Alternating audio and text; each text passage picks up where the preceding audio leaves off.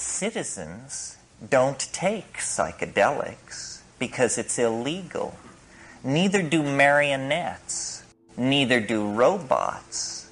None of these well-behaved and mechanistic reductionist images of humanity take psychedelics because it's misbehaving. Misbehaving is a great sin. In fact, it's enshrined as the first sin. You'll regard that the psychedelic issue was there in Eden, and somebody misbehaved, and then they got tossed out forever, and their children's children into the chaos of history. It's interesting to read in Genesis why this was. It was because they will become as we are, says Yahweh. They will become as we are if they eat of the fruit of the tree of knowledge. I suggest to you that this is precisely what we should seek to do.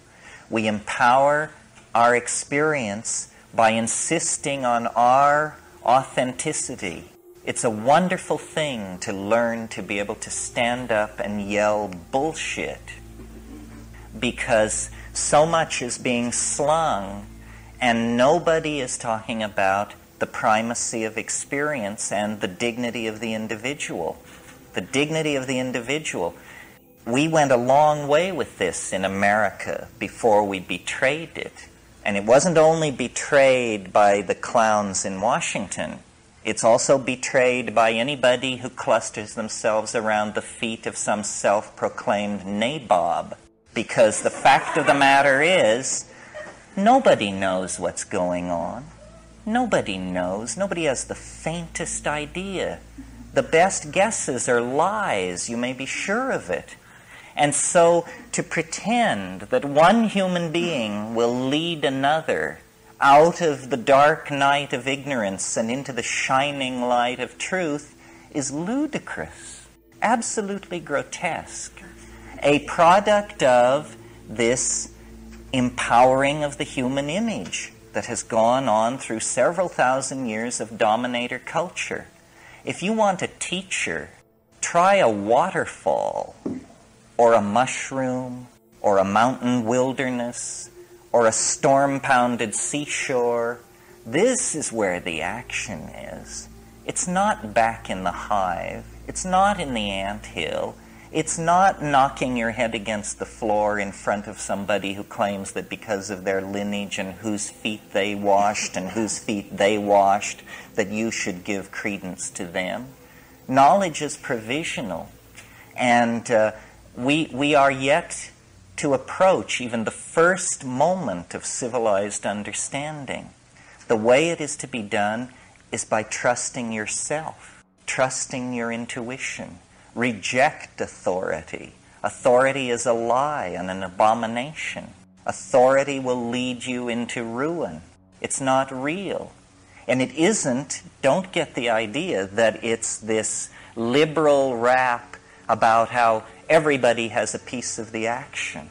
You know, the Jews know something, the Buddhists know something, the Huichol know something. Nonsense. Rubbish.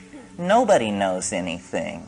These are different kinds of shell games that have been worked out by priestly castes of people to keep things under control. Institutions seek to maximize control, control, control. That's what they're into. Did you think they were in the business of enlightening you? Saving your soul? Forget it. Control is what this is all about. And to the degree that we commit ourselves to ideology, we are poisoned. Any ideology, Marxism, Catholicism, objectivism, you name it, rubbish, all rubbish. What is real is experience. What is real is this moment. And so then what it becomes about is, what are the frontiers of experience? How much of that has been taken away from us by these dominators, by these priesthoods, by these cults, by these philosophical shell games? Well, a lot. That's the whole story of history. Our growing unease, our growing dis-ease, our malaise is all about the fact that we are kept from the wellspring of experience. We are sexually repressed. You may not feel it, but look back 100 years to a world where pianos wore pants. You know, maybe we've made a little progress on the sexual thing. Maybe not. Maybe more or less than we think. But we are repressed in all of these areas. And we are particularly repressed in the area that relates to the psychedelic experience. Because it is raid to the dominator insect invasion. They can't take it. They can't stand it. Because it empowers the individual, it dissolves the cheerful model of science. It's just exposed as, you know, a nice story. It enriches the accessible universe tenfold, 100-fold, 1,000-fold. It makes the individual complete within his or her self. And this completion of the individual is extremely destructive to the plan of the dominators, which is that you will be a cog in a machine. You will participate in the life of an organization. Not your life, the life of an organization. You will go to some bullshit job. You will pour the best years of your life and your genius and your hopes into this. You will serve an institution. You will serve. Well, it's a bad idea for free people to go along with this.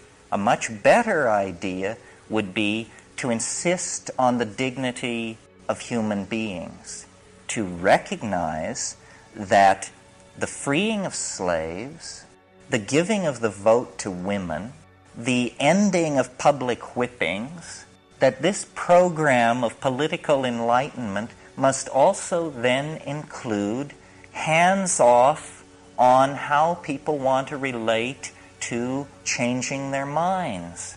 We are not interested in being sexually regulated by the state, and we are not interested in being intellectually, spiritually, emotionally manipulated by the state.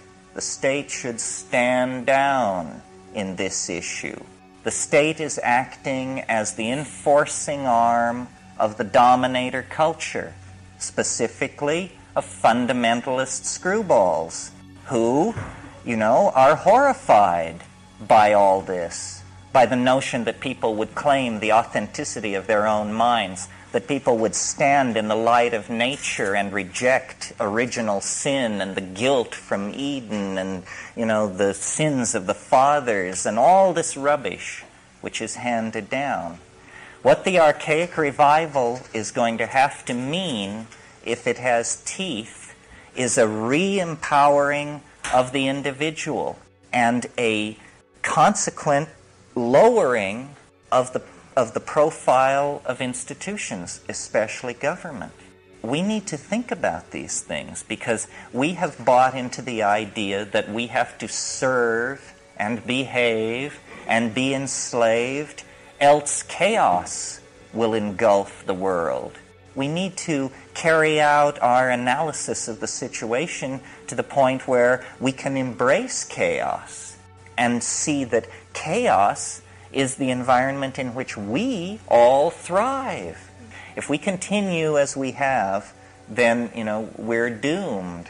And the judgment of some higher power on that will be, they didn't even struggle, you know. They went to the boxcars with their suitcases and they didn't even struggle.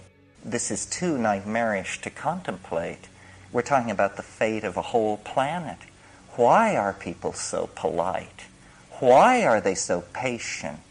Why are they so forgiving of gangsterism and betrayal? It's very difficult to understand. I believe it's because the dominator culture is increasingly more and more sophisticated in its perfection of subliminal mechanisms of control. And I don't mean anything grandiose and paranoid. I just mean that through press releases and sound bites and the enforced idiocy of television, the drama of a dying world has been turned into a soap opera for most people. And they don't understand that it's their story and that they will eat it in the final act if somewhere between here and the final act, they don't stand up on their hind legs and howl.